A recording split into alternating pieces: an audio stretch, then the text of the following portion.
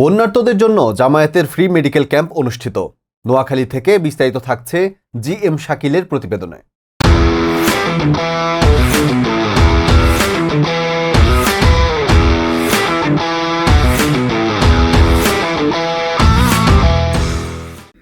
চাটখিলে Badalkot union শাখা জামায়াতের উদ্যোগে 2 দিনব্যাপী বিনামূল্যে বন্যার্তদের জন্য শুক্রবার সকালে ফ্রি মেডিকেল ক্যাম্প শুরু করেছে বাংলাদেশ জামায়াতে ইসলামী। মেডিকেল ক্যাম্প উদ্বোধন করেন চাটখিল উপজেলা জামায়াতের আমির ও সাবেক উপজেলা ভাইস চেয়ারম্যান মাওলানা মহিউদ্দিন হাসান।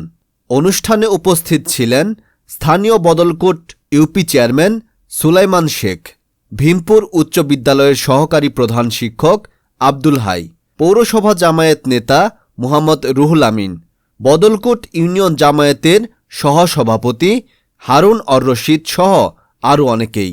শুক্রবার উদ্বোধনী দিন বদলকোট ইউনিয়নের হরিকৃষ্ণপুর মাদ্রাসা ও বদলকোট উচ্চ বিদ্যালয়ের 4 জন বিশেষজ্ঞ ডাক্তার দ্বারা এলাকার প্রায় 700 সাধারণ মানুষকে চিকিৎসা সেবা প্রদান করা হয়।